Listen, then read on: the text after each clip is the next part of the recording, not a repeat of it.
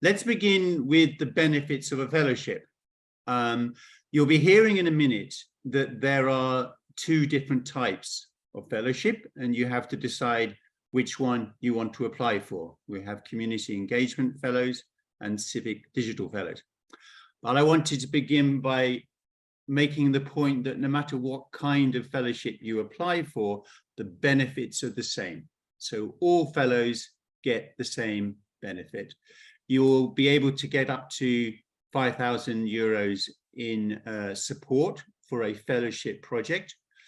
You will get access to some training and coaching and access to networking opportunities. And definitely not least of all, you'll be joining our fantastic alumni of fellows, which is now up to 160 fellows. And community engagement or civic digital fellows, you're all part of that alumni, and we really help to network across the different kinds of fellowships. So I mentioned that we have two types, and when you come to make your application, we have the first stage of a concept note, and you will need to choose either to complete the concept note for community engagement or for civic digital. So we just want to give you some kind of heads up, some ideas of what makes the difference between these two types of fellowship. The community engagement fellowship is, as this slide says, is all about us trying to identify emerging civic leaders who want to lead on social change in your communities. And that change can take the form of, can take many different forms and can be implemented with all kinds of different kinds of activities. So, for example, you might want to have a fellowship where you're looking at policy making, maybe at the national level in your country or at the local level. And in recent years, we've had fellows who have worked on policy making issues across all kinds of policy areas. We've had fellows working on healthcare policies. We've had fellows, a lot of fellows working on policies in their country on youth, sport and youth policies. And at the moment, we have a fellow who's working in Georgia on a national policy on energy poverty, or I should say, to reduce energy poverty. So there is all kinds of work that can be done in terms of policy making at national or local level, but that shouldn't be just about a piece of research. We would expect that any involvement in policy making would include some kind of advocacy activity. You would need to show that you can mobilize other stakeholders to lobby the cause, the interest, the policy area that you want to work on. Related to that perhaps might be the collection of local evidence.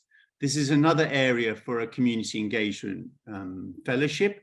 In the past, we have had fellows who are civic digital fellows who have provided a digital tool to assist citizens to upload their evidence to their local authorities to explain what they want or what their needs are in terms of their local planning.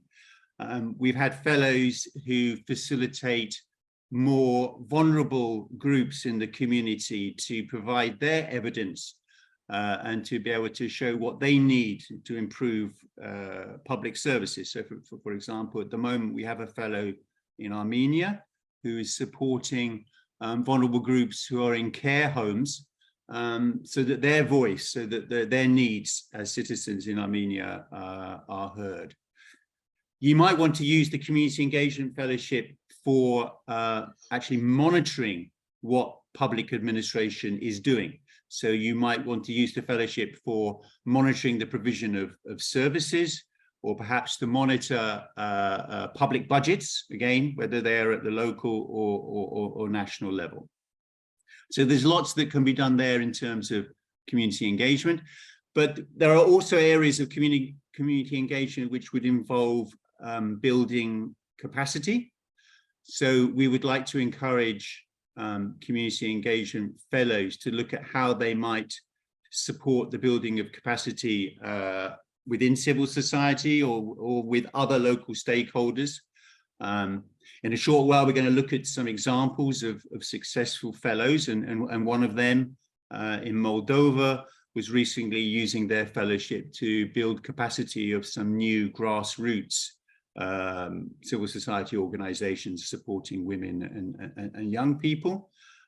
We've also had fellows who help to build capacity for mentoring activities, and particularly in the last year, a couple of fellows who've been working on the subject of kind of mentoring to mitigate burnout of civic activists.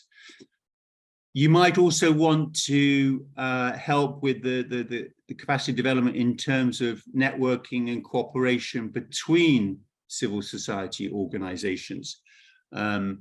We've had fellows who've been able to do this in terms of supporting networking. And last year, particularly, we had a fellow in Ukraine who used the fellowship to bring together a network of organizations in his region to help them to be stronger in terms of dealing with the humanitarian assistance that they were suddenly required to provide, and to build their networking in terms of fundraising, joint fundraising as well. So strengthening cooperation between civil society organizations would be a great way to run a fellowship.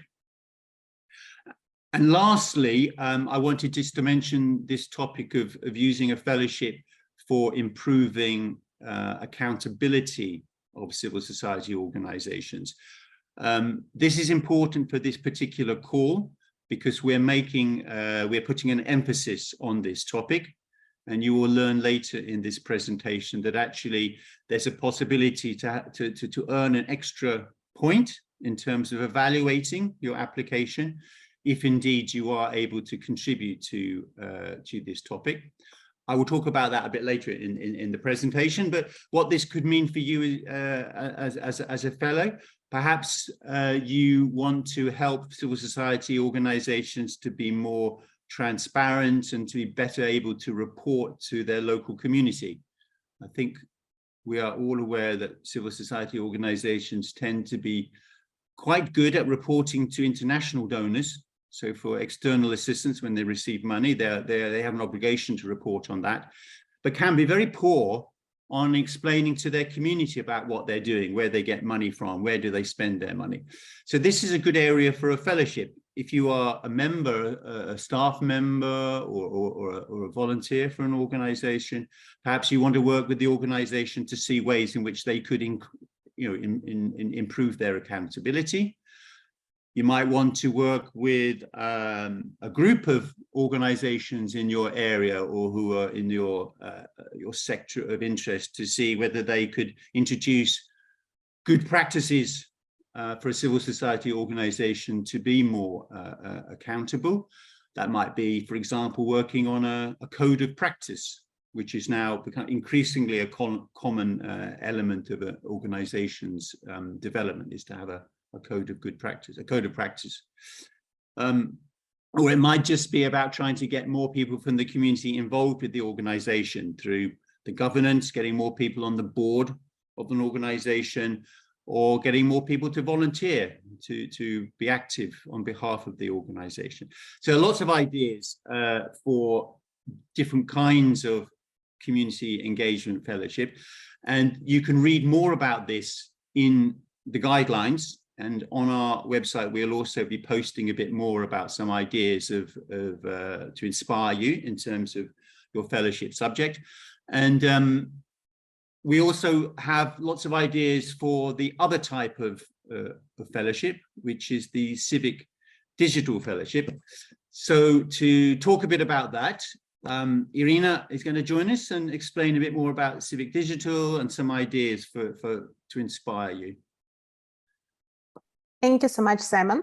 Hi, once again, as my colleagues mentioned, my name is Irina Velska. I'm the one who is behind the civic tech activities in our part. The Civic Digital Fellowships is one of the is a part of the fellowship program, and this is very important to understand. that all the criteria and whatever Simon was mentioning as, as the main areas and directions, he already gave some of the examples that this all apply to the Civic Digital Fellowship. So what you see here, it's not about the thematic directions, but some of the areas that can give you an idea of the types, more like, types of the activities, what you could do in order to, as a part of the Civic Digital Fellows. The first one is maybe the closest, that kind of very coincide with the working as a community engagement fellows, and this is the about advocating for civic tech related issues, for instance, like open data. Because whenever we create civic tech solutions, I mean, those who live in, those who are from Ukraine, and thank you much for joining, because I know it's air threat is announced all around Ukraine. So please be careful and remember that the safety comes first. There will be the recording and we'll share the slides, but I'm asking everyone who is now in Ukraine, if you are in the regions where it is about, going to the shelter, please go, and we will share the link to the recording. So everyone who is in Ukraine, maybe you also know the Open Data Bot. This is one of the most kind of solutions that is actually very close to Civic Tech because it reuses the open data. The ones who in Georgia, you also know about the importance of the open data. I mean, every country right now, we all know. So if you work in the area and you are one of those advocates for quality open data, for e-registries, for getting people public access to the information through e-systems, you are our, let's say, you are our guys, you are potential Civic Digital Fellows. Another example is actually when there is already some data that is published and opened by the government, or but that is not machine readable and you would like to improve it. We have a case like this at the Fellows website, among the profile. Please do check there. It can be also the case that you want to collect some of the data or digitalize it, that there is, some of the activists, for instance, we have a new fellow coming, you will see from the 2023 fellow who will be working on this, who is trying to collect and preserve the data about biodiversity in Ukraine by digitalizing this and making this open. This is also potential Civic Digital Fellowship. Many of you are coming with the idea of having a civic tech solution in mind. Just to start from the very beginning, civic tech is a very wide notion. There is nothing like really, really strong. But please make sure that whatever you propose doesn't fall under the category of the e-government or e-services. This is not the civic tech. Civic tech is whenever you develop a technology to help solve some of the specific community need or problem faced by the society, and they can vary. So it can be the case that you have something, an idea to develop, and you would like to use the fellowship to develop, and launch and prototype and launch this, or you have already an existing solution that you understand you develop and launch, but now it's time to kind of grow and get more users and update it and so on. So all these are possible. To give you an idea, to give you the ideas of what kind of civic tech solutions it can be, I would like to share with you one more link to our to another collection of civic tech products that were developed with the support or prototype with the support of our project as a part of the hackathons. And the last solutions that you will see there in this collection are actually those developed and launched within the Civil Society Fellowship Program, different years, different generations. So that is just to cut a long story short. There is one question in the Q&A that I would like to address right now, and I think it's kind of it's going to be very easy. So I want to ask, it is mentioned in the rules for applying for civic digital fellowship projects, IT background only. It is possible non-IT people can apply because I found of Civic Tech platform, but I'm not an IT person. There is no requirement, and if you go actually through the profile of our fellows, there is no requirement in the guidelines saying that Civic Tech fellows should be developers, designers, or whatever. I have the guidelines open right now. I'm just going to read it. Because, and that's why I started my presentation with saying that Civic Digital Fellowship is a part of civil society fellowship program. It is to support the activist, civically minded women and men who demonstrate a deep commitment to leading positive social change in their communities, including IT experts, such as software engineers, data scientists, designers, and so on. If you go to the eligibility criteria on page 6 of the guidelines for the Civic Digital Fellows, it's someone, so to be eligible, you need to be professionally contributing, meaning as a developer or designer, whatever, or as a manager, or as a founder, or as an advisor. There are many different roles. You must be professionally contributing to the development of IT solutions and or voluntarily developing innovative digital products. This is a quite open understanding. I hope I answered the question. With this being said, Simon, I'm going to pass the floor to you. Super, thanks, Ira. And it was good that you took that question in the Q&A. And there are a couple of other questions already there about eligibility. A couple of people asking that I'm an individual, can I apply as an individual? We're early in the webinar. We have a section about eligibility, so we're going to come to that. But I will quickly say now, yes, individuals, this is for individuals. So it's very much for individuals to apply for fellowships. So those who are asking the question, am I eligible as an individual? Yes, you are. Stay with the webinar because you need to learn more about other eligibility requirements. We're just now at this point where we would like to kind of inspire you, to show you what's possible within a particular kind of fellowship. We'll be going through the details of eligibility and the application process in a short while. And they have, I'm sorry, Simon, so sorry for interruption. I see that there are 2 people who raised their hands to ask the questions. Please do keep your hands raised until you got your questions answered, or by the time we get to maybe by the time we get to Q&A, you're gonna, I will let you voice your question. Thank you. Great. So here we wanted just to emphasize that this is a regional program. This slide, this infographic is actually now a little bit out of date because now we're up to 160 fellows. But you can see from the distribution across the 6 countries that we have fellows from all 6 countries in the region. I mean, not surprising, the country, the largest country with the biggest population has most fellows. But you can also see below those figures around the country distribution that you can see some of the themes of the fellowship. So you can see again that a broad range going from youth empowerment, democratic participation, human rights, support to IDPs. Transparency and accountability is there, but it's still quite a few engaged in that area. Gender issues, culture and media, environmental resilience. So you can see there's a number of themes which are covered by the different fellows. And I should point out that this is eligible for any citizen of the 6 countries of the region. So you can see there that definitely includes Belarus. In a few minutes, we're going to hear some examples from the region, from each country, some good examples of fellows. And that doesn't include anyone from Belarus, actually, but the reason for is that the fellows in Belarus tend to ask us to reduce their public profiles.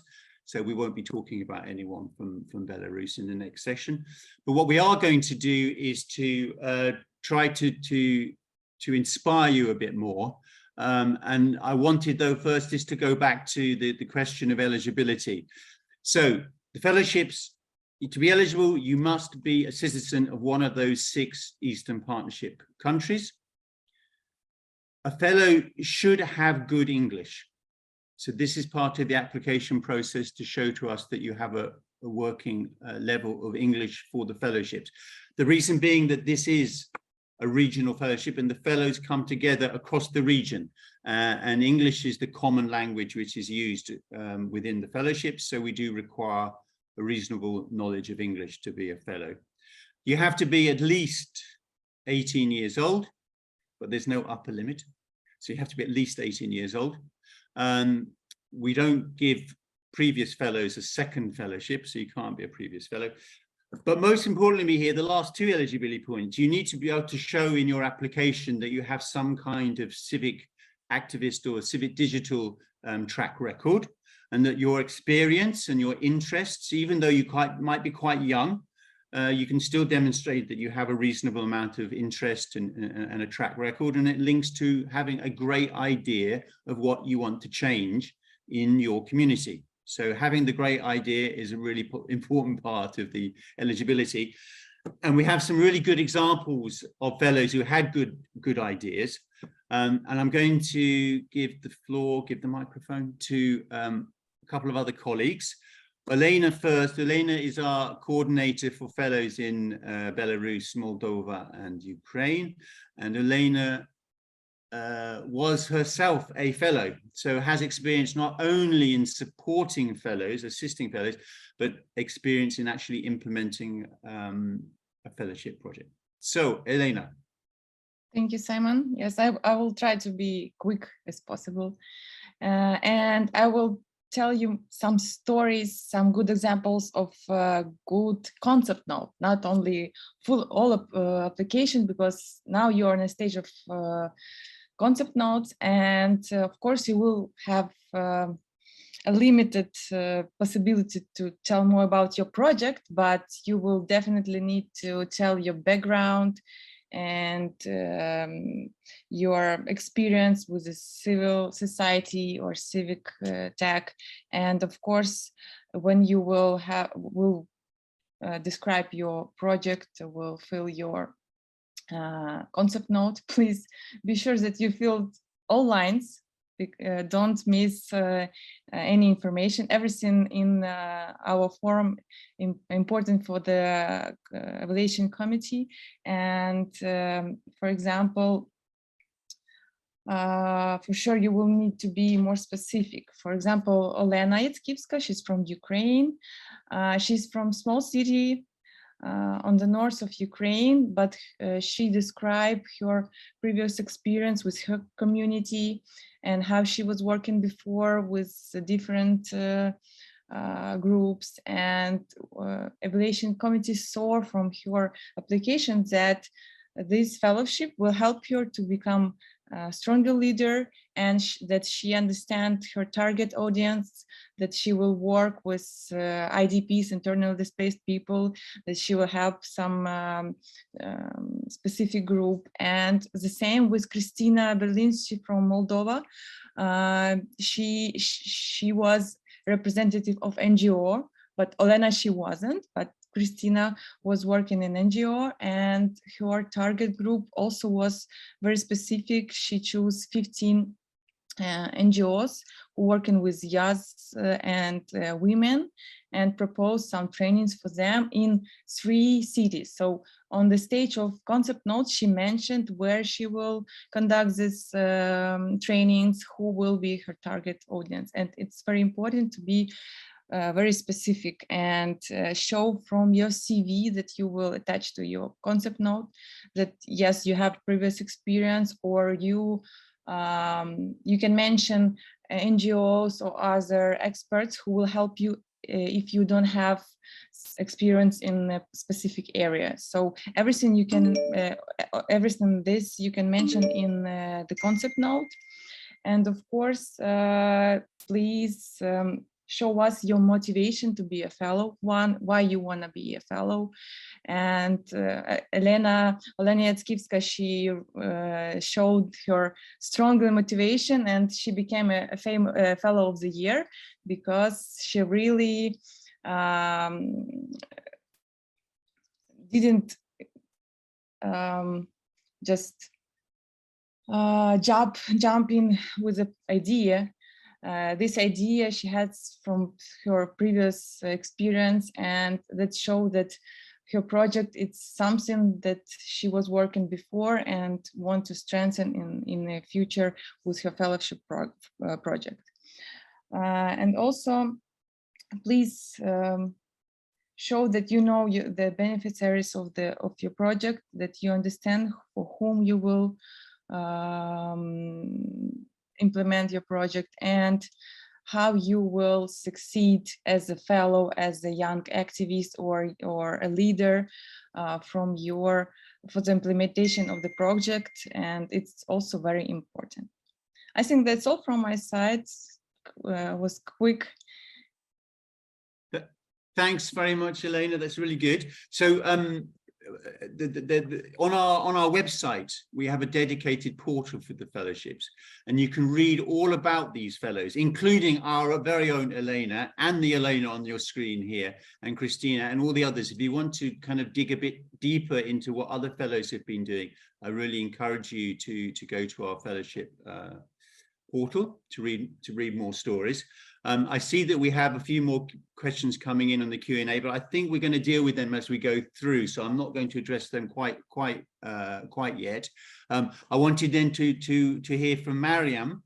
Mariam is our local coordinator for fellows who are in Georgia, Armenia, Azerbaijan, and Georgia.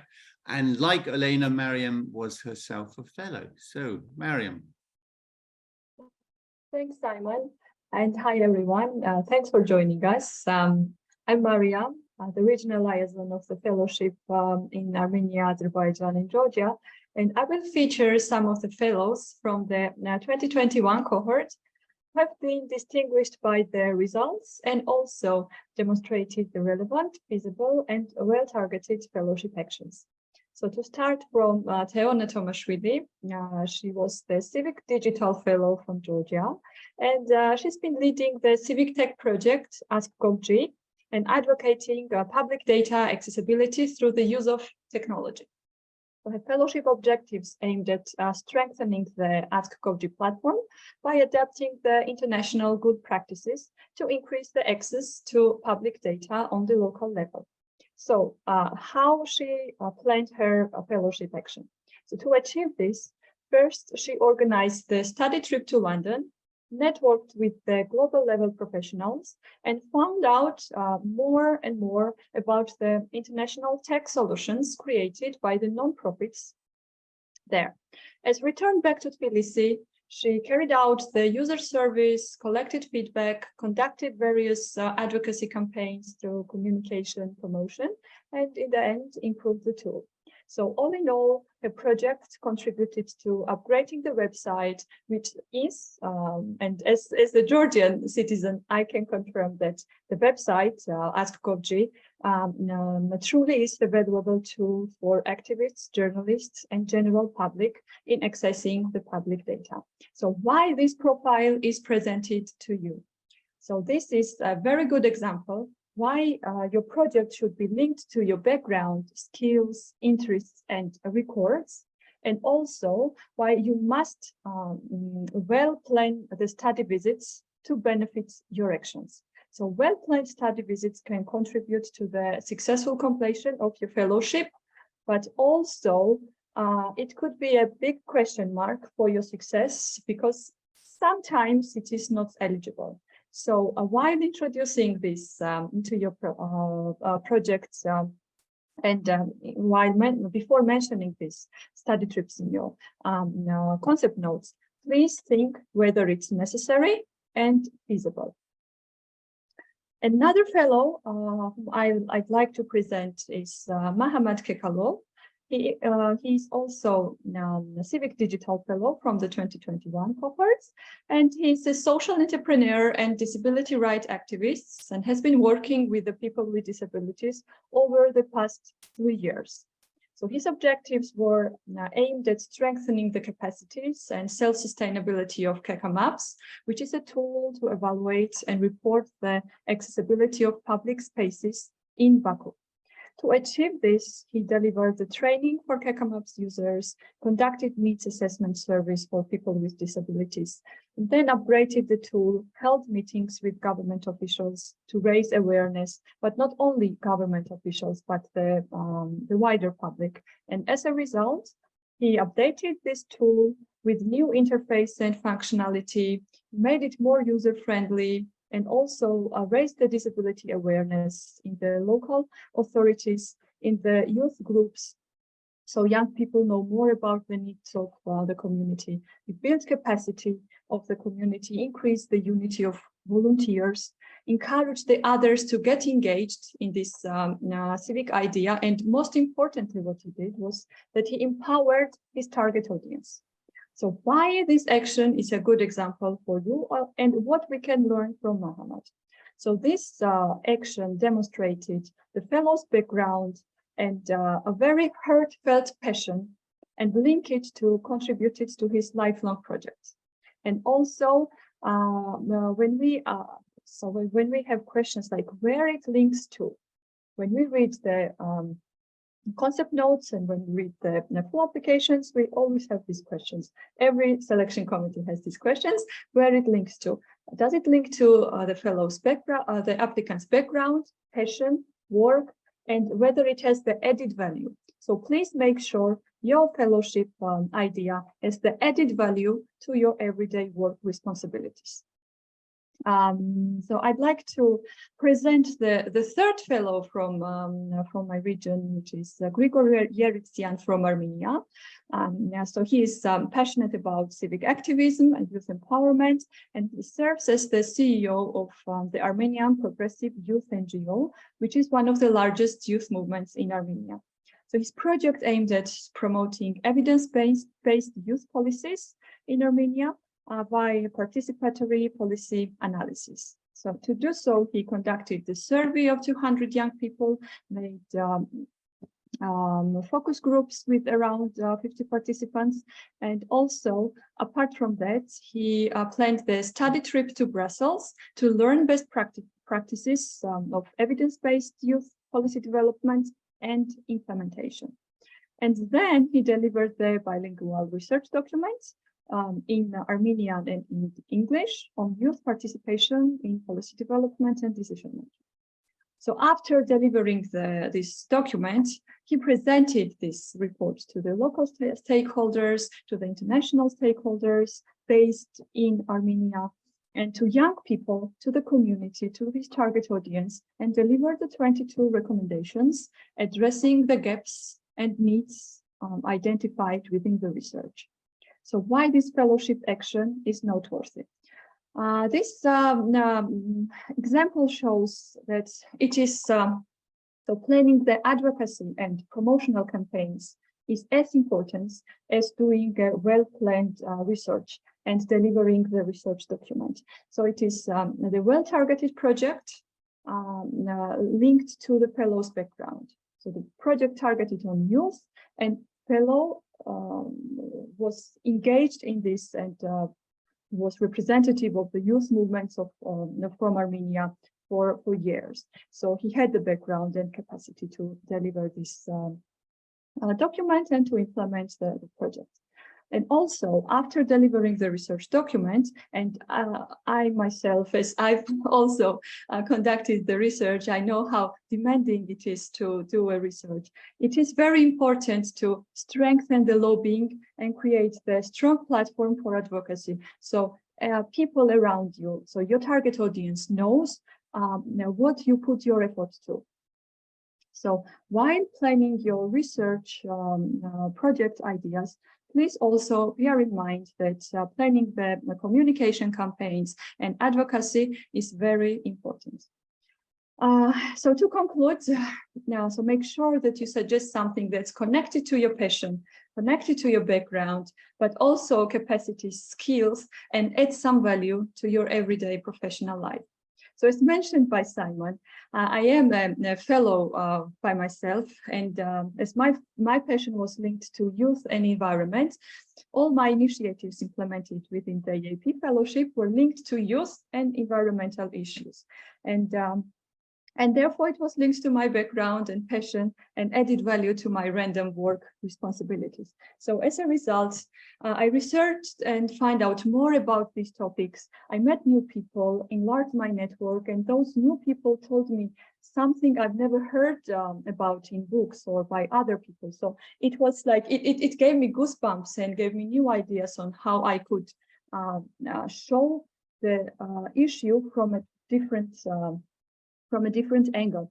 And while I, with my team and with the other fellows, when I was implementing the environmental regional project, and it was like so emotional for me to launch this social media campaign, Be Ecological, to engage the local media, to talk about these problems and environmental challenges and the importance of youth engagement in TV, in media outlets, and to engage the politicians, ambassadors, influencers, the people. So, so think about it. So not only think of researching the topic to find out more about the gaps, and also from this knowledge, share your recommendations to the decision makers, but also talk about visibility and raising awareness of the general people so they know also about this problem. And sometimes, and most of the time, people come up with some new ideas and initiatives that could contribute to your project and give you more and more enthusiasm to follow your passion and your initiatives. Well, I'm always thrilled to see so many enthusiastic professionals with different backgrounds, but the same passion as we have. And I'm looking forward to meeting you, helping you in strengthening and implementing your projects, and welcoming you in our regional alumni network, which reaches 150 professionals from the Eastern Partnership region. So good luck to you all, and back to you, Simon. Thank you, Mariam. Thank you, Elena, before then. So we're trying to give you ideas from what other fellows have achieved with their fellowship. And this hopefully will give you an idea of what's possible and what's not possible. I know that in the Q&A, there's a couple of you asking questions, you have some idea for a fellowship, and you're not sure whether it's going to be suitable or not. I think towards the end of this webinar, we will maybe open up the microphones, because you might need to explain a little bit more. We could give you more nuanced individual feedback on that. But I will mention that there's a lot of information available about what fellows have been doing, and I think if you have a look at that, you'll begin to understand whether your idea is the right one or not, whether it's possible or not for the fellowship. We're now going to get on to talking about the application process, and I think this is going to deal with a number of your questions in the Q&A. And straight away, I want to come back to two questions. One was about questions of whether an organization can apply. One of the questions in the Q&A was that I have some colleagues, we have an idea, can we apply together? No, the fellowship is for an individual. I mentioned that one of the benefits is having up to 5,000 euros financial support. That funding is actually sent to you as an individual, so it's not going to an organization. However, of course, we absolutely welcome and encourage individuals to apply for a fellowship, but to show who is going to help them with their fellowship, who is going to support them, who's going to work with them. Within the fellowship project, you will be able to buy services from experts, to have people to help you with your fellowships, and certainly to have others around you who can volunteer to help you with your fellowship. So we would definitely encourage you to work together, but the application should be from you as an individual activist. There's also a question just around the time period of the fellowships. We ask you in your application to suggest a fellowship project, and those projects which are financed through our program, they generally have a duration of 6 to 8 months. That's the general duration for a fellowship project. But even when you finish your fellowship, you will always be a fellow. So you become part of the alumni. So the being part of the alumni doesn't have an ending. I want to encourage you, you'll see here, number one on the application process is read the guidelines. We all know that we don't like to read very much these days, but our guidelines for the fellowship is really short. Okay, it's about 15 pages, and I will repeatedly say, please read the guidelines. So if you have questions about whether you have an idea whether it's going to be eligible or not, whether you have some concerns, whether the costs of what you want to do might be eligible or not. All of this is clearly explained in the guidelines. So please use that as your number one reference. But you're at the beginning of the application process, because we all hope that you have joined us because you want to start the process by preparing a concept note. So preparation of the concept note is the first part of becoming a fellow, the first step. Once you've submitted your concept note online, that concept note will be assessed. And if you are successful and you're assessed as reaching a certain score in the evaluation of your concept note, you will be invited to make a full application. And you will have several weeks in what we call an incubation period to develop your full application, and then finally to submit your full application with various supporting documents. Details about the full application and details about the supporting documents that you will require in the full application are all explained in the guidelines. But as this webinar is more about trying to help you with your concept note, we're going to focus a lot more on the concept note. Unfortunately, many people, many of you who make applications, you're not always successful the first time around. In fact, only about 1 in 4 or 1 in 5 concept notes are successful to go through to the full application stage. So the stages 4 and 5 here, they only apply to those who are successful. We hope that all of you who have joined us today or watching this, that we hope that you all will be successful, and we're here to help you to be successful. The first step to complete the online, is to complete the online concept note form. And you will see that the concept note is really simple. And we basically ask you questions in 3 different sections. You apply as an individual. So it is not about an organization, it is about you. So the first section in the concept note is we ask you to tell us about yourself. So here we can see your background, the country you're from. Perhaps you are a member of an organization or a staff member, you will tell us that as well. So the first part is to tell us about yourself. The second part of the concept note is for you to tell us about your experience and why you want to be a fellow. So your motivation for your fellowship. So again, this is very much focused on you, the individual. We want to see your motivation. The fellowships are an investment into you as individuals. So we want to see how you think you are going to develop as a leader, a civic leader, a leader in civic tech.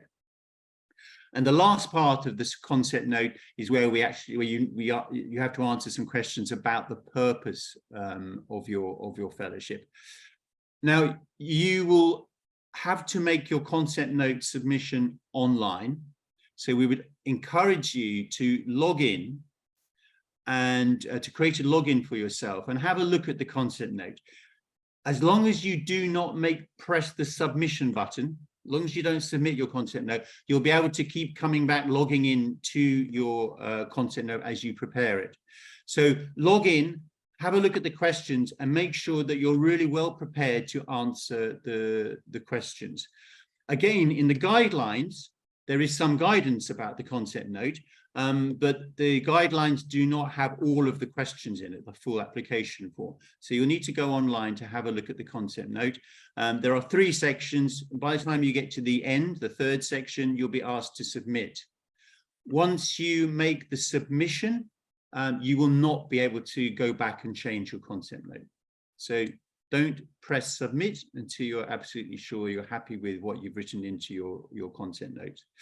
Also, once you have made your submission, you cannot submit another concept note. Okay, so there's only one chance to make the submission at this stage, and you'd have to wait for another call, which will be later there will be another call for fellowships. You'll have to wait for that. So I would really encourage you to have a look at what's being asked about you, asked from you in the concept note, and make sure you're ready to answer all those questions. We want to give you a little bit of advice about how that concept note could be a winning one, and have some advice for you around what's eligible, what's not, what will be relevant, how your concept note is going to be evaluated, and some lessons learned from our previous calls for fellowships. So let me briefly go through some of these issues here. We mentioned already that you really need to have a good idea for your fellowship. And in the Q&A, some of you have ideas. Maybe they are good ones. It's difficult to know until we get a bit more detail. At the end of this webinar, you might be able to tell us a bit more. But when you look at the guidelines and go through the concept note, you'll see the kinds of questions we'll ask you to explain about your fellowship idea. It has to meet the priority themes and types of action of our program. So they're the ones at the beginning of this webinar that myself and Irina talked about. And you can look again in the guidelines. And you know already that you can score an extra evaluation point if your fellowship will contribute to the improvement of CSO accountability. So that will be a favored topic for this particular call. But I think here, most importantly, you need to be able to convince the selection committee that your fellowship is actually needed. We know that a lot of people make applications purely because they've dreamed up an idea, but their idea is not supported by any evidence that what they want to do is needed in their community. So we like to see concept notes where there's a reference to why the fellowship is needed. It's not just because you think it's a good idea, but because members of your community, whether it's a physical, geographical community or a thematic community, that you have some evidence for what you want to do is needed. And if it is needed, then you have to show to us if it's going to make a difference. And we particularly ask you in your concept note, who will benefit from your fellowship. We want you as a fellow to benefit from capacity development, but we also want to see that others around you, who are going to benefit in your community. So they're questions you should be asking yourself if you have an idea. Going back to the idea, the importance of eligibility, you do need to make sure you meet all those eligibility requirements. And I think that in the chat, again, the question of language has come up. Unfortunately, the fellowship as a regional program, it does rely on English as the working language. So all of our activities, all of the webinars, and all of the fellows reporting and all of the activities we run to support the fellows are run in English. So you need to complete the concept form in English. And you need to make sure that you fully complete the concept note. You will see that mostly you cannot move from one section to another until you have answered every question in the concept note form. But when I say make sure you complete it in full, you will see that there are limits of how many words you can write. But if you have a limit of 200 characters, don't just use 10 characters, try to use all 200. Make full use of the space that's provided for you to answer the questions, because the selection committee then have more to evaluate, are much more able to score you highly if you explain yourself better. The one supporting document that you do need to upload for the concept note is your CV. So you need to make sure that you have a CV ready to upload to the concept note. For the answers that you will give us. I mean, when we ask something, for example, what are the risks that you envisage for a certain project, we would really want to see from you a structured and well thought through answer. And if you tell us in the context of today's Eastern Partnership region that you foresee no risks to the implementation of the project, we will not take that seriously. And it's not only in the context of today, but in general, there are certain sections that applicants really consider not important and skim through them, but they do carry points. So you will lose points the moment you don't give it enough thought. hopefully Simon is going to be able. Okay, so we wanted to share with you also the evaluation grid for the concept notes, so that you see what we will be looking at. I think all of it now is very much coming as a summary of what Olena and Mariam, Simon, Ira were saying. We do want to see how your experience links to what you're proposing. We do want to see that you are motivated to carry out the fellowship project and to be part of the fellowship alumni network until the end of the fellowship. When it comes to the purpose of the proposed fellowship, as I think both Olena and Mariam were mentioning, please try to be structured, try to be clear, try to be targeted. Don't tell us that you want to work on youth issues in Armenia and full stop, or solve all the education problems in Georgia, full stop, because that's obviously not going to be scored highly. You need to tell us in which communities you want to work, on which specific issues you want to work, why you want to work on them, and so on. The relevance to experience we've already discussed. Do try to make your answers as clear and as realistic as possible. We've read by now hundreds and hundreds and thousands by now, I think, because we've all been in this for a long time, of applications. We are not easily impressed, so don't use big words. Don't try to impress us with how you can change everything. Just tell us, show us concretely that you can change a small thing, or that you can, let's say, contribute to your own professional and personal development in a very concrete way, rather than providing us with very generic and very extremely ambitious but unrealistic goals. Beneficiaries as well. This is something where applicants don't provide enough information sometimes. And again, this goes back to the target audience. So try not to include in the beneficiary section something like the citizens of Ukraine. Yeah, because you're not going to be able to have an impact on all the citizens of Ukraine. Who will benefit from that? Some people get confused with this and say, well, I'll be the beneficiary. Yes, you will be the beneficiary of our project, but we would like to understand who the beneficiaries will be of your fellowship action, right? So we are talking about the next level. And if you say also the beneficiary will be my organization, well, this is already a little bit better, but we would also not look very positively at that either, because it normally should go beyond yourself and the organization. Okay, it's fine if you benefit for it, of course, as well, because we do have a fellowship program, because we also want you to develop personally and professionally, but it has to be also more than that. Okay, I see Simon is back. I was jumping in. Hopefully I covered the things that you wanted to say. If you want, you can take over from the annual theme. So that's exactly where I was at now, and maybe tell people a little bit more about that. Is your connection okay? Thank you, Monica. Sorry, everyone. I think I'm in part of the world which is so hot at the moment that all the infrastructure is melting. So I was melting away then. Let's see how it goes on. So we got to the point where we wanted to give a bit of advice about how the concept notes are evaluated. I see on the screen. Yeah, I was trying to cover, and I think I covered most of it. I was reaching the point of the theme, so the very last point on the slide. Okay. Yeah, for this call we're emphasizing fellowships who can contribute to civil society organization accountability and links to constituents. I mentioned some of this earlier on the beginning of the webinar, ideas for what that might be and how you might develop a fellowship for it.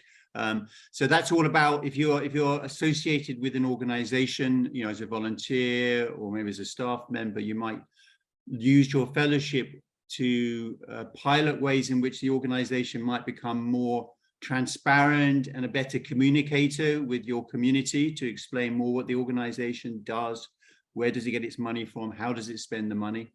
You could use your fellowship to promote better governance of civil society organizations, to mobilize people to be more interested in joining the boards of organizations, or as I also mentioned earlier, perhaps to help to design or develop a code of practice for organizations, which an organization could use to help their accountability.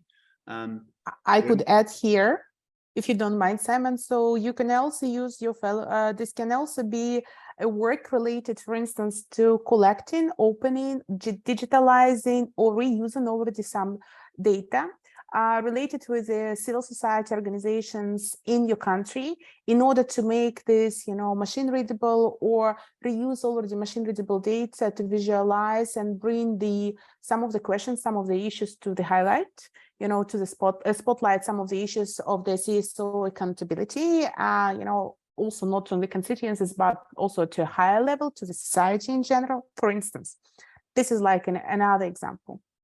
Great. Yeah. Thank you very much, Ira. And I think we will be, if you keep an eye on our social media, we will try to give a little more tips and ideas on against our themes. So if you follow that, it will give you a few more ideas. Now we want to move on to the evaluation grid. So I think, unless you already covered it, I don't know who's running the slides, because it's not me anymore. I'm sharing. Can we go back to the evaluation grid? So I think this is probably the 4th or 5th time I mentioned, please read the guidelines. If you go to the guidelines, towards the end of the guidelines, you will find a section where we explain how your concept note and how your full applications are actually evaluated. So in those guidelines, you will see that there is an evaluation grid, and you will see here how your concept note is going to be scored. So I would highly recommend that once you have your idea for a concept note and you know how you're going to complete the concept note, go through it and score yourself, or even get a colleague or a friend to score your ideas. You need to try to make sure you score maximum points. So on each of these criteria, evaluation criteria, you'll see the maximum scoring points are 3. You need to do that. Make sure you get the maximum score. The total available is 17 and the cutoff point is 12. So you need to get at least 12 in order to have a chance to go through to being invited to make a full application. So use this grid as a way to strengthen your application process. And right there, the bottom line, which is where I came back with you on, was about the particular topic, or the topic we want to highlight for this score. That is on CSO accountability, which will give you an extra 1 point score out of 17. So please go to the guidelines to help yourself improve the quality of your application. As I mentioned, unfortunately, this is a competition, so not all of you will be successful. But if you follow our advice, I think you will have a better chance. The last slide, the last thing that we really need to talk about that I'm going to present is some of the common failures, which is the result of receiving so many applications over the years. In the last call, we had 196 concept notes, and only 46 of those were evaluated successfully to go through the next stage. So you can see there that's 1 in 5 success rate, 1 in 4 success rate. So, unfortunately, many of you will fail this time, but we want to encourage you to make applications, because even if you're not successful this time, we think you'll be stronger the next time the call comes and you'll make a better proposal. But please bear in mind, this is a competition, so really make sure you follow all the advice in the guidelines. The common reasons for failure for all those who didn't make it last time was that still many applications are not eligible. We still get applications which are not in English. We get applications from people who are citizens of other countries, not outside of the Eastern Partnership. Make sure you're eligible. Make sure that the purpose that you have for your fellowship is really realistic, that it's achievable, and that it's really focused. We score much more highly those applications where there's a very strongly focused objective to the fellowship. We want to see that you as an applicant, when you upload your CV, we really want to see that you have some connection to the subject matter of your fellowship. I think we've mentioned this throughout this webinar, the importance of showing your track record, and that's usually in a CV.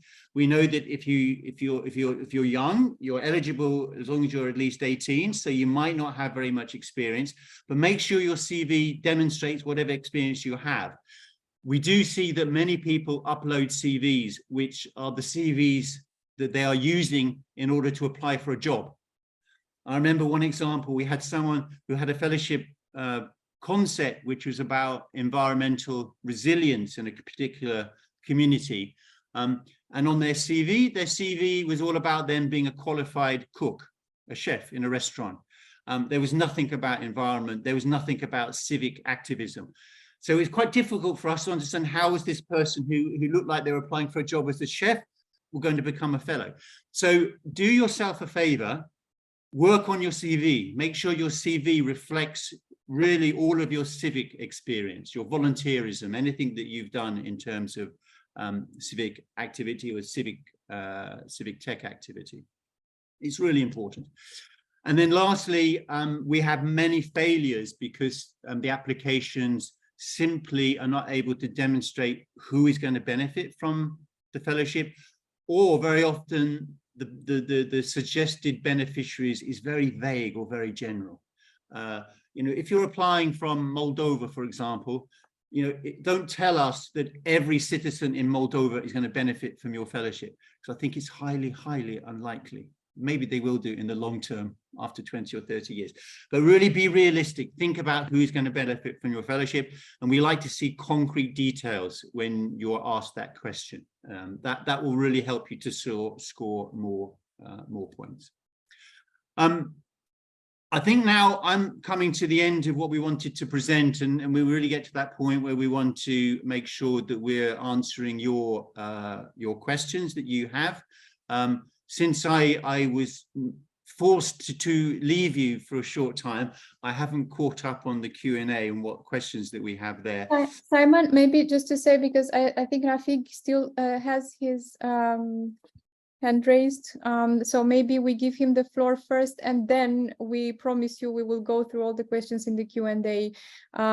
Sorry, we've taken this approach because before we used to, a lot of the questions in the Q&A we were answering in the presentation. So thanks for bearing with us. I know that it was a long presentation. Rafik, please, you have the floor.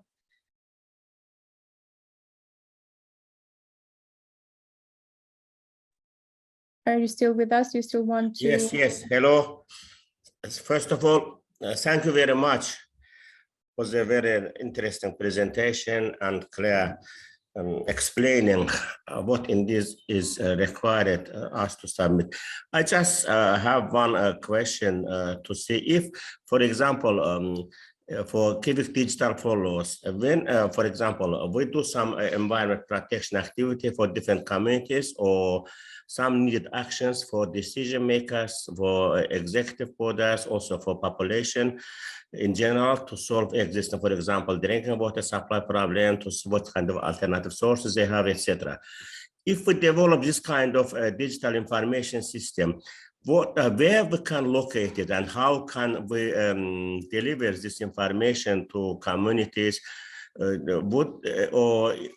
All should be done within this fellow amount. For example, creation of some web page or etc. What kind of source? Or we can use some another, for example, websites, etc. Just my question. Okay, may I break the question? May I start with this, and may I break the question into two parts? The first thing, a web page, an information web page, and use web page is not a civic digital solution. It's not a civic tech. It's an IT product, yes, but it's not a civic tech. There is no active. One of the main characteristics of the civic tech product is active user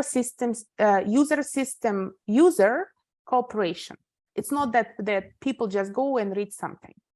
So this is just an information resource, and there is always a question whether you in general need to develop it. Whenever you start with the idea of if your project, if your general idea, you have this component or you have this element, or we need to develop a website, The evaluation commission will always ask, like several questions, and one of them will be first, do you really need it? What's going to happen? So don't try to put this in the concept note. Even when you try, like you work on the concept note, now it's not about the budget, it's not about the full application. But even at the concept stage, when you think about this, think whether this is really needed, how it's going to be upholded, who's going to really use it, and whether it makes, if it is cost efficient to develop this another website.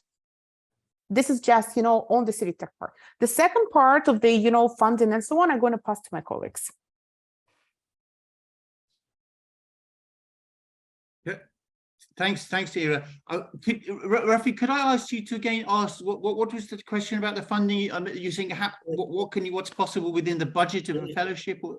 Yeah, but for example, I prepare this material to help regions or communities in the issue of a drinking water problem, drinking water shortage, and all available information, alternative sources, etc., will be prepared in this, like in booklet or etc. Okay, if I produce booklet just distributed to communities, it will be done only once. But sustainability of this process, how can be provided? May I use, for example, your web page or some another web page, just to have this data permanently existing somewhere, so that people from time to time to see our products? Well, okay, let's start with the basics. You are only able to receive up to a maximum of 5,000 euros. That's the budget for a fellowship. So you have to think what is feasible, what is possible for 5,000 euros in terms of what you want to achieve. Secondly, we do ask you to demonstrate how your action is going to be sustained. So in your case, you would need to think about how you're going to sustain it, and you will have to come up with the answer to that, the solutions to how you want to sustain it. It sounds like you're kind of verging towards the Civic Digital Fellowship, and Ira's already given you some commentary on that. And we know that we had a number of Civic Digital Fellows where they've used the fellowship as a starting point, and they are able to demonstrate how they're going to further sustain the tool of the solution that they developed during the fellowship. And then they go on to sustain and grow their activity through other resources, because 5,000 euros is limited, and usually after about 8 months we expect the fellowship project to come to an end. So we offer really limited amount of resource, but other fellows have really demonstrated that they can use the fellowship as a springboard, as a starting point. Okay, understand. Thank you so much. It means that several stages, early beginning stage, we can produce, distribute, then further continue how to provide sustainability by use of other sources. Okay, it's clear for me. Thank you so much. Thank you for the question. We might have some other questions, but I think maybe I wanted to say a couple more words just to clarify on the timeline of this particular call. On the next slide, I think we should have a timeline, Ira.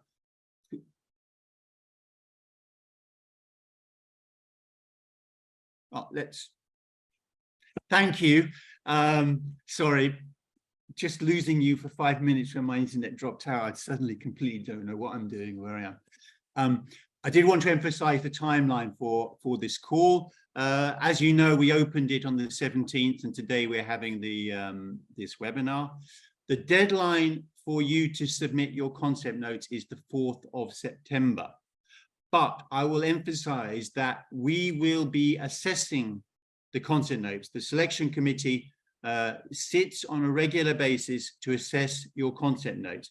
So you can submit your concept note whenever you're ready, and it will be assessed on a rolling basis. We don't encourage you to be too quick to submit your concept note if you're not ready, if you're not able to answer all the questions in the concept note form. We want you to be ready, but we do want you to understand that the sooner you submit your concept note, the sooner it will be evaluated. And then if you are successful, we will let you know. We'll tell you that you're successful, and then you'll have a longer period to work on your full applications. But if you need to, you can wait all the way until the 4th of September to submit your concept note. But I'm kind of giving you a little bit of encouragement to try to do it before then, because then you'll have longer to work on your full application. Okay. But after the 4th of September, there'll be no more applications accepted. And those of you which are told by us that you have been successful, and you'll then be invited to to complete a full application, which will also be made online, and we'll provide a link to you to make your full application, and that will only be provided to those who pass the concept note stage. Those who unfortunately who don't pass on this particular call, we do try to give a little bit of feedback to let you know what the common areas were on the not successful concept notes. Then the 9th of October is the deadline for submitting a full application. So you must have completed all of the full application and have all your supporting documents ready to submit by the 9th of October. And again, in our guidelines, you'll see this timeline and you'll see what you need to submit for the full application. And then we are hoping that the full applications will be assessed during October and November. And by the end of November, we hope that we will be able to make some awards. So we'll have some new fellows to start implementing fellowship projects from December onwards. So when you're thinking about your fellowship ideas, you need to be thinking about the implementation phase is likely to be starting in December and will run for 6 to 8 months up to about July 2024. So that's the time period when if you're successful as a fellow, that's when you'll be implementing your fellowship project. So I think that's it. I'm not going to present anything more. We have a slide. We have some slides with commonly asked questions, and we have on our website we have a kind of tips and answers to frequently asked questions where you can see the responses to that. And as I say, most of the answers to any questions are actually in the guidelines. But now I think, as chance, if we have any more final questions, there's still, I think, a few in We have quite a lot. We have 11 open questions in the Q&A. So I think, yeah, we have quite a lot of those. Okay, sorry, Monica, just to colleagues let you know that since I broke the connection, I don't see all of the questions now. I only see the last two. So maybe you can guide through and ask me to answer. Yeah, I can. Oh, sorry, I will start my video as well. I can also, yeah, I can read those out for everyone. So the first question is from Sugraj. I am a teacher in a village in Azerbaijan. I see some problems and I try solving them by myself. Now I would like to get your support to do more projects. Is the technical side difficult? How can you teach us who are the first members in this area? I'm not entirely sure I understand the last part. But maybe we can give the floor, if the one asking the question is still with us, maybe we can open up the microphone. You might be able to explain a bit more, because I'm not quite sure how to answer that. I have allowed Sugra to talk. Hopefully you can use the mic now.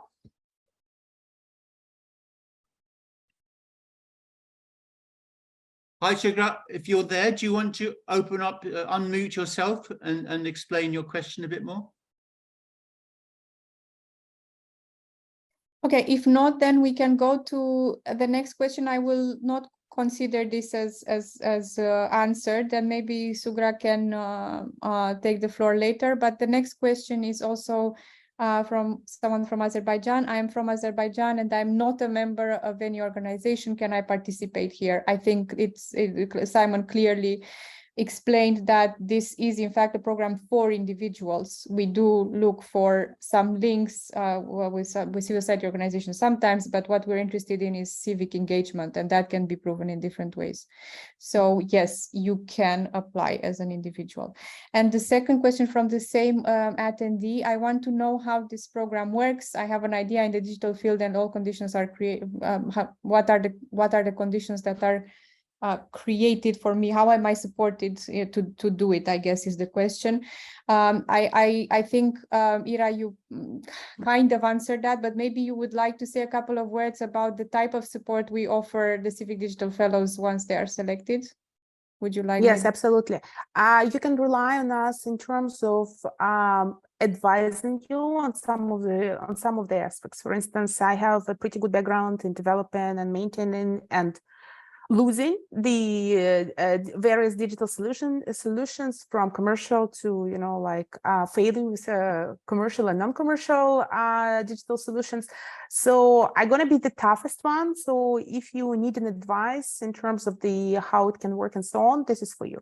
But we can help you. But again, we have, you see here almost all the team, and we really don't have too many people.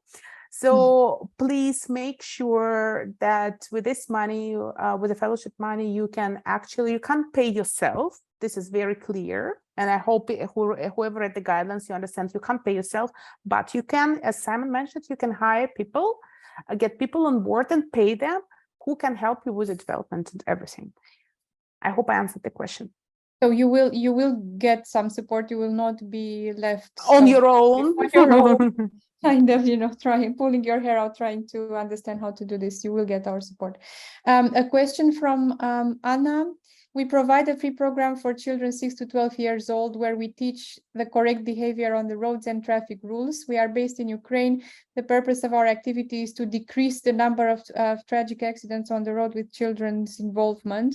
Can we apply for the fellowship? Maybe Simon, you would like to take that? Without seeing a full, I mean, your full concept note, it would be a little difficult to make a judgment at the moment. But I think you can really make some general comments here, and that is that the fellowships are about trying to support those who want to make a change in their community. So we wouldn't expect fellowships being used just as a kind of a substitute for public services or where something is not being done.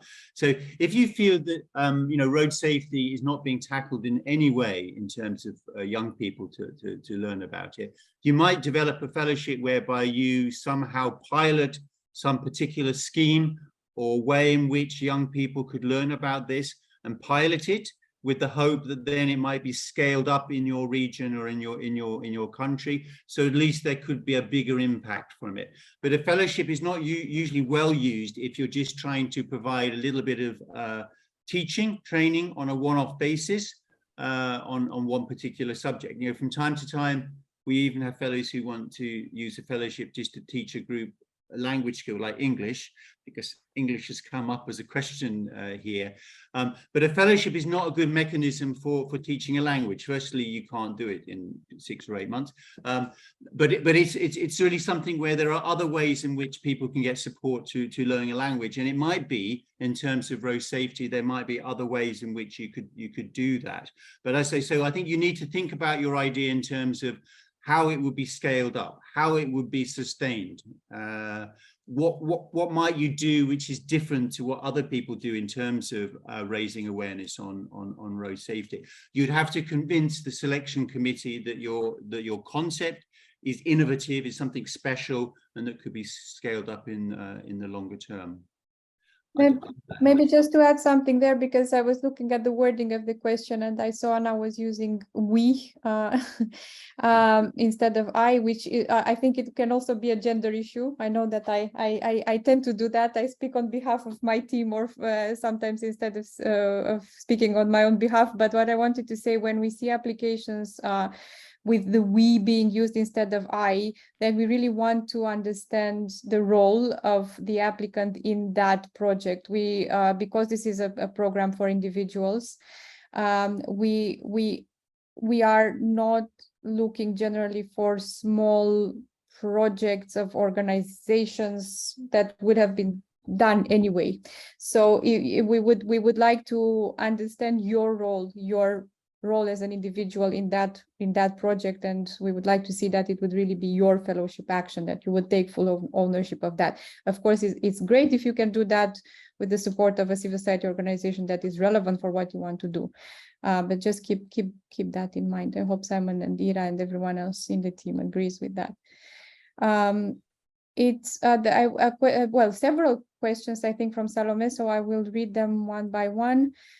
The first one, I'm 18 years old, I just graduated, and soon I will be a student in Georgia. For the past 2 years, I've been engaged in Georgia in various volunteering activities for instance, supporting young people of my age at the border villages in the conflict zone. Will I have a good chance to get a fellowship despite my modest previous experience? Absolutely try, do apply. Sometimes we have very young people in our network. We have people who are 18 or 19. I think if you've been volunteering and if you're showing that you are interested in civic activities, that you are engaged in your community, yes, of course you have a chance. So, but make sure that you explain that really well in your motivation and in the relevant parts of the application. And also try to, as Simon was saying, send a CV that also reflects that, because if we see a mention of, I don't know how many volunteering experiences in your motivation, and there is absolutely no trace of that in the CV, again, you may lose points. So try to make those two things really link very well together. And another question from... Could I also adhere to this one? Please make sure, because you really have less experience as compared, make sure that your proposed action is relevant to your experience.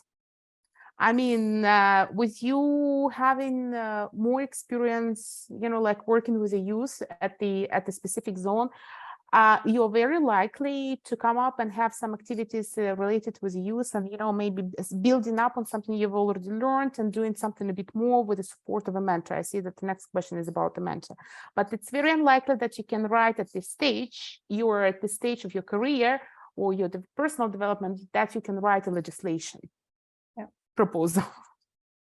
Yeah, absolutely. So try to be realistic and make sure that you propose something that is feasible. The next question from Salome is, I would like to involve a mentor in my project proposal. Can you elaborate on mentor involvement, Simon? Yeah, I mean, it follows on from your first question. I mean, we definitely encourage fellows to use the fellowship to build their own capacity. And one way of doing that is having someone who can coach you or mentor you as a fellow in a particular subject. So we have a number of fellows who indeed do have mentors. It is possible to make some payment to someone to provide professional coaching or mentoring, but the budget of total budget of 5,000 is very, very small. So you can't do so much with it. And it is best of all to see if you can find someone who will do it on a voluntary basis to support you. But it is a great way to build up your capacity. So, at the moment we have a fellow who has a mentor who is kind of inputting in a very structured way. That mentor, they meet with their mentor once a month. They plan the activities in the fellowship and what the challenges might be. The mentor helps the fellow in addressing those challenges that they're forecasting will come up. The fellow then goes on and does those activities during the month, and then they have another meeting and they go on and they review how they were successful. So it's a very structured approach. Other fellows tend to use mentors for very particular activities where they need some particular expertise. Or they use a mentor right at the beginning to help them to improve the planning of their fellowship. But we would definitely encourage it. It's a great thing to have a personal kind of coach or a mentor who can help you. And I think because you're already thinking about this, I think we appreciate it when people are aware of their own weaknesses and their own needs. So if you very clearly state in your application, okay, this is what I've done, but I'm still quite new at this, and I would like to involve a mentor for this or that, then it's really this kind of honesty, I think, is appreciated as well. It is, Monica, what we should just mention here, it's really good to be thinking about it at the stage of concept note. Yes. But at the concept note stage, you don't have to provide us with too much detail. So it will be in the full application where you provide the details, but it's really good to be thinking about it now. Yeah, the next question still from Salome is on collaborating with CSOs in the EU member states. I'm also interested in collaborating with CSOs in EU member states. Is this encouraged? Maybe Simon, you want to take that as well? It certainly is encouraged, definitely is encouraged. We would like to see fellows sharing and learning across the borders. So within the region, between countries in the region, and certainly between countries in the region and EU member states. There are lots of ways you can do that. The most expensive way is to go and visit a civil society organization in the EU. But on a budget of 5,000, if you do that, you won't be able to afford to do very much else in your fellowship. So you really have to think about how could you work with, how can you benefit from a relationship with a CSO in the EU. And we have lots of fellows who do that through online networking, getting online support.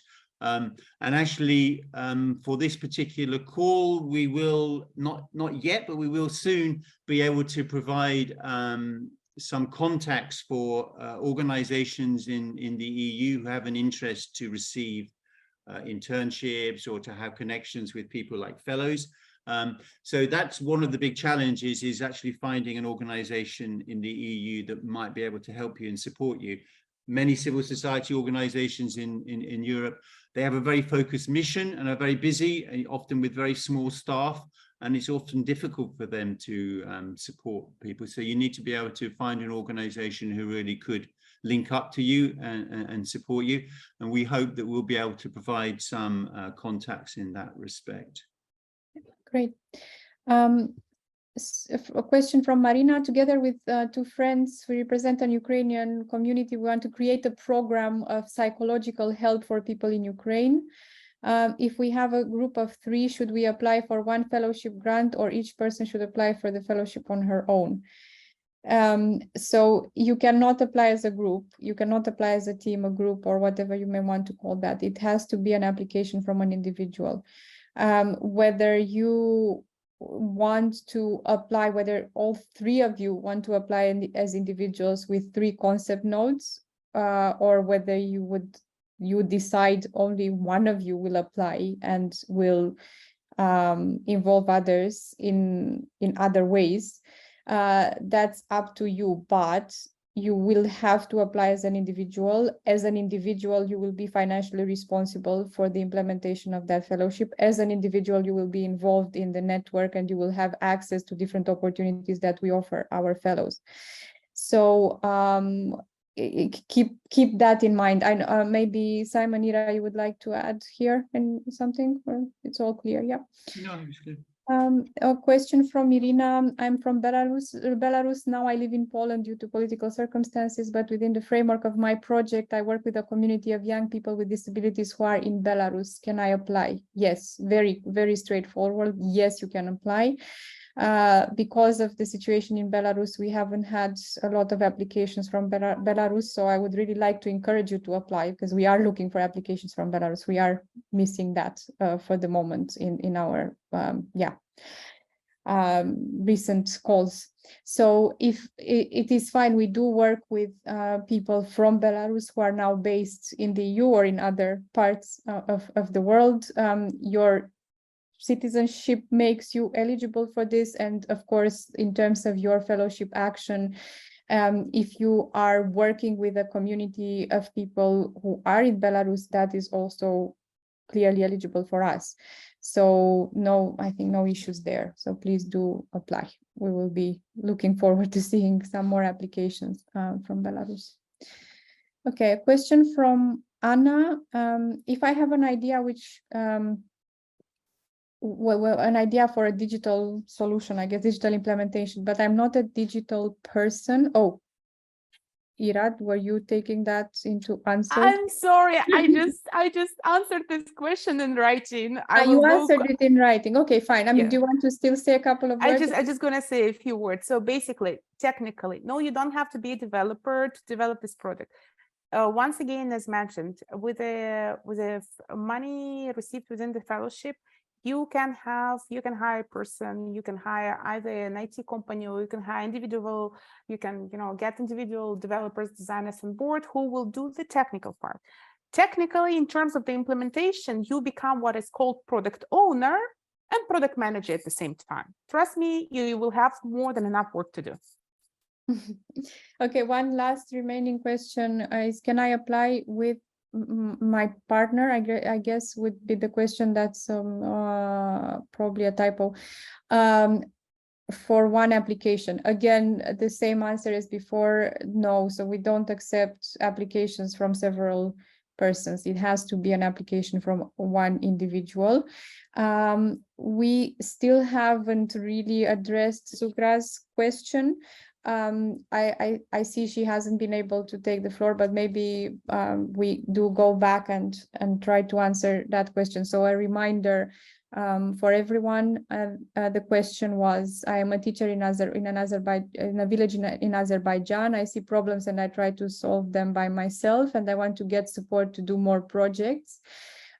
Is this technically difficult for me? I think, and maybe Simon and it's mostly for Simon, I guess, I interpret this question as being about the capacity of individual applicants and how we may be able to support our fellows and people in our network with the development of different capacities. Maybe Simon, you would like to take that final question. Yeah, it could. I see that in two ways. It might be, Sugar, because maybe you're asking us more about whether you can get support to actually develop a project idea before you even make an application. It sounds like you're in the right place already, that you're a teacher in a community, and you have others around you that you're talking about issues and problems and trying to come up with solutions. So continue doing that, but you and your colleagues in your community would need to think about what you might want to do in terms of a project to help your community. We can really only help you once we see details of the project and be able to comment on it. And if you're successful to become a fellow, then in terms of supporting you with your capacity, at that point, we'll definitely be able to assist you. We have fellows who are maybe in similar situation to yourself. And through our regular monitoring and coaching calls with fellows, we're able to talk through challenges that they face. So, for example, on at least 3 times during the fellowship, you'll have coaching monitoring call, and there are opportunities where fellows can tell us a particular challenge that they're facing, if they don't have enough capacity to achieve something or to do something, and we can then certainly try to assist at that time, to give advice about what you can do. As Ira's mentioned, within our team, there aren't that many of us, but we all have different backgrounds and experience, and we can always try to help you on that. So I don't know, but Sugar, if you're with us, maybe you want to say something more, but I have a feeling you're more asking about whether we could actually help you to develop a project idea. Yeah, I see she hasn't been able to unmute her mic, so maybe, yeah, she has technical issues or there are other problems there. Just on this question, because in the background in the team, we were also trying to understand if we understood your question correctly, if it is more about eligibility in the sense of I am a teacher and I haven't had civic engagement, any kind of civic engagement before, can I apply? Then the answer is slightly different, of course. So we do, again, we've had applications from teachers before. Some of them we selected and they are part of our fellowship of our network, but it was because they could show their engagement in civic issues, either through by being part of teachers associations or doing volunteering work or getting engaged in different activities with the pupils and going beyond their job as a teacher as such. So if that was the question, then I would definitely encourage you to explain why you are interested to apply to the fellowship now, what is your motivation, and to try to show that you were, at least to some extent, engaged in activities that are relevant for the that are civically relevant. I think, oh, we have, There is one more question on eligibility that is left here, and maybe Simon, you will take this. There was original question from Marina asking about whether it is possible to use the interpretation service and so on, and Olena answered this, but then there is this follow-up question. If I know English at B1 level, but I do not have any certificate, do I have to pass some exam first or what? Yeah, we do not examine you, so you will not have to do an examination for us. However, if you're lucky enough and successful to go through to the stage where you have to complete a full application, one of the supporting documents we need is proof of your English language ability.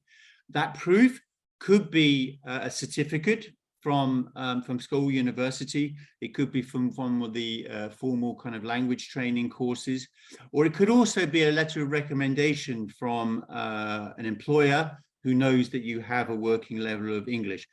In the guidelines, it explains to you what kind of supporting documents you need to provide to show us that you have English. So go to the guidelines, have a look. We will not do an examination, but we do need proof that you have working level of English. And this is a really practical thing. If you don't have, I mean, we do sometimes have fellows who somehow pretend that they have English, and maybe we didn't check enough their certificate or whatever, but it means they can't fully participate in the fellowship, and their fellowship is not successful. So you really need to have English. I think we have no other questions in the Q&A or the chat, but there was one other thing I wanted to mention, as we've noticed a couple of familiar names in the attendees list. Just to emphasize again that if you are already a fellow, you cannot apply for the second time. If you guys are connecting because you missed us and you wanted to see our faces, that's great.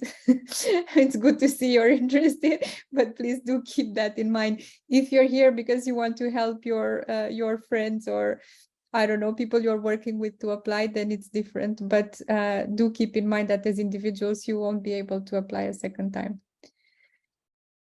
I think that's it. We've had a longer info session than we were expecting, but I take it as a good sign as well. We had quite a lot of participants as well with a lot of questions. So I'm hopeful we will receive very good applications. I think I will stop the recording now.